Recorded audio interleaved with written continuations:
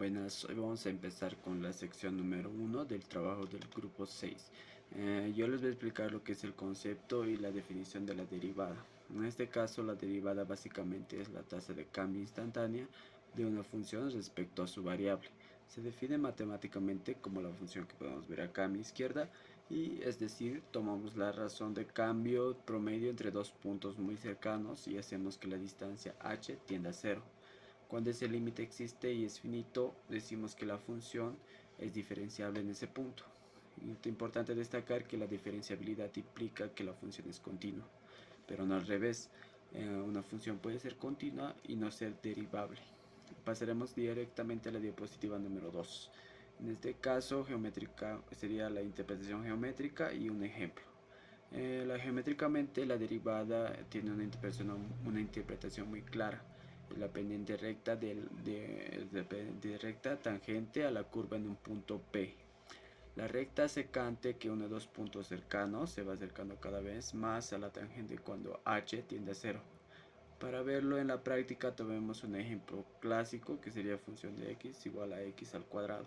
Aplicando la definición obtenemos esta fórmula que está aquí a mi izquierda, y esto significa que cuando x menor a 0 la pendiente es negativa, y cuando x igual a 0 es porque está en el vértice.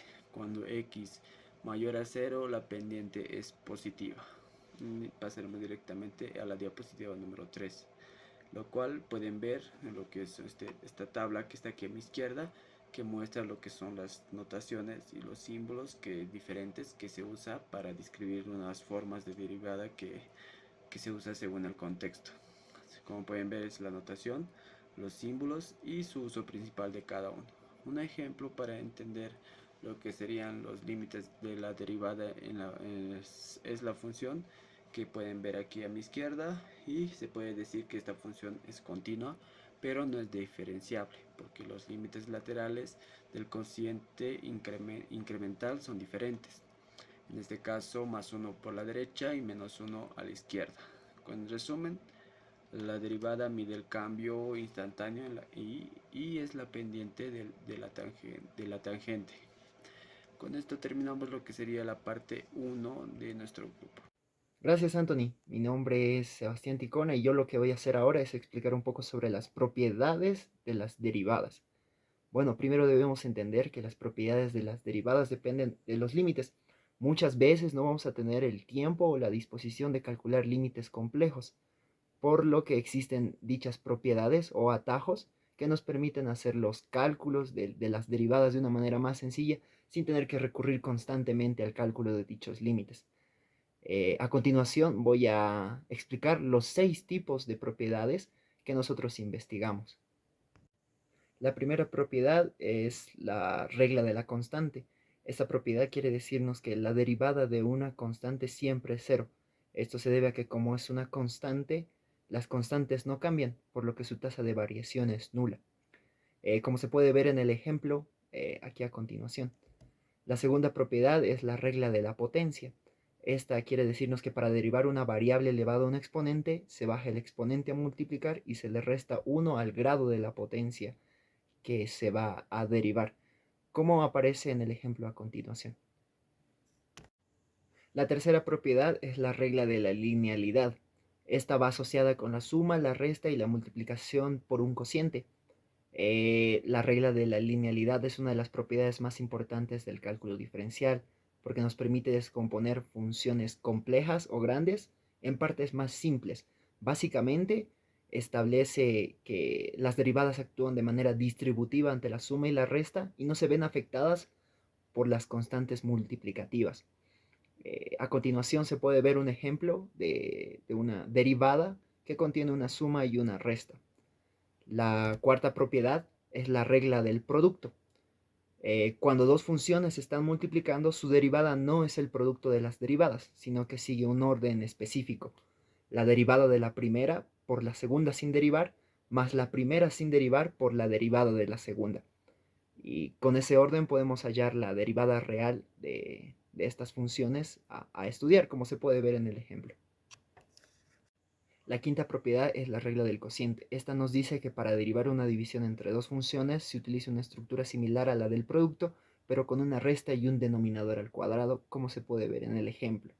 La sexta propiedad tiene que ver con la derivación de funciones trascendentales, ya que éstas no pueden expresarse con operaciones algebraicas simples. En cálculo, cada tipo de estas funciones tiene reglas propias para ser derivada. Continuando con la exposición, ahora vamos con una de las herramientas más potentes de cálculo, que es la regla de la cadena. Este se aplica cuando tenemos funciones compuestas, es decir, que una función actúa dentro de otra, como podemos ver f de g. Y también con la notación de Leibniz podemos observar que la derivada total es el producto de las razones de cambio. Este es un efecto encadenado donde el cambio de la variable interna afecta directamente a la externa. Para resolver esto, seguimos una metodología que es de adentro hacia afuera con los siguientes 3 pasos. Primero, identificamos la función exterior f y la función interior g. Luego, derivamos la función exterior dejando intacta la función interior. Y con este resultado multiplicamos la derivada de la función interior. La clave del éxito aquí es que no intentemos derivar todo al mismo tiempo, sino más bien que respetemos cada una de las capas de la función. Vamos a demostrarlo con 3 niveles de complejidad.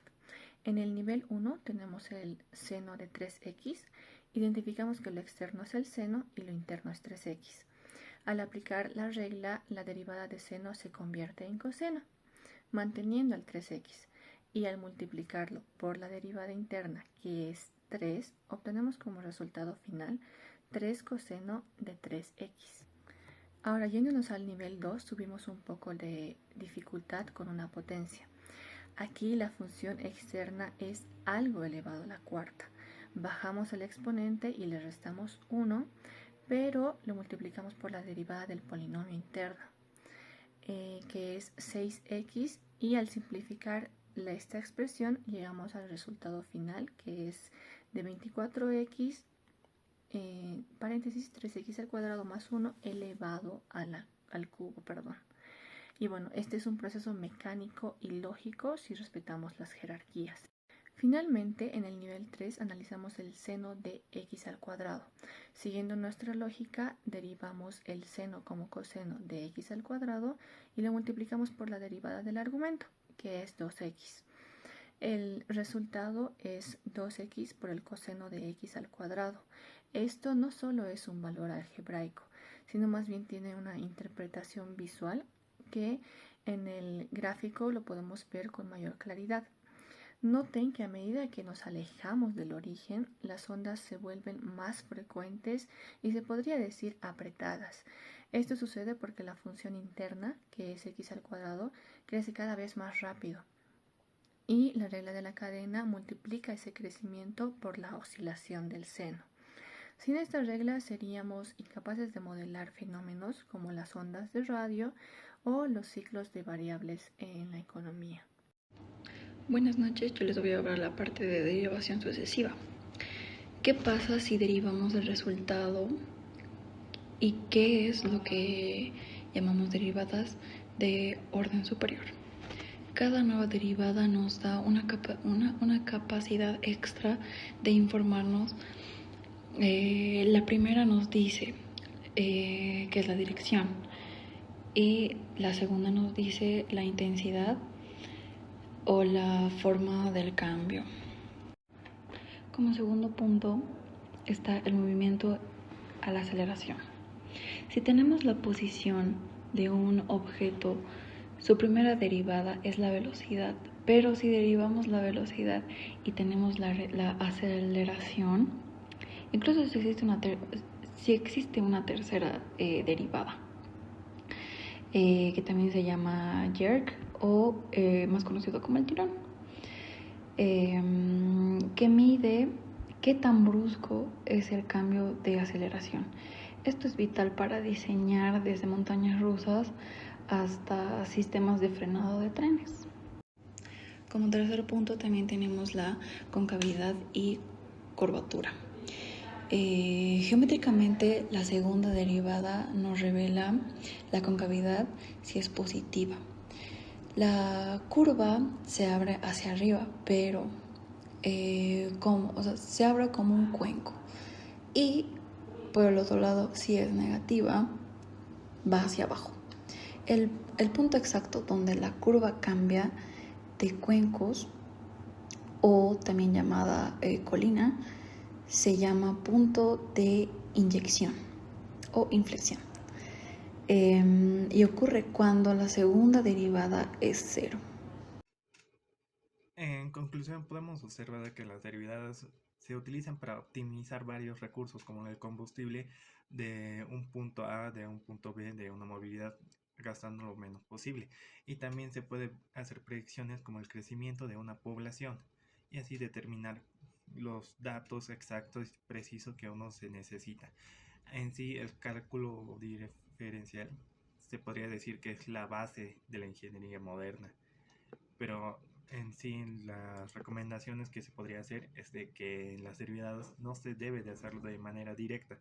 Primero hay que analizarlo y hacerse las preguntas correctas, tipo entre los paréntesis, qué propiedades tiene, qué función es, qué significa en tal punto. En sí,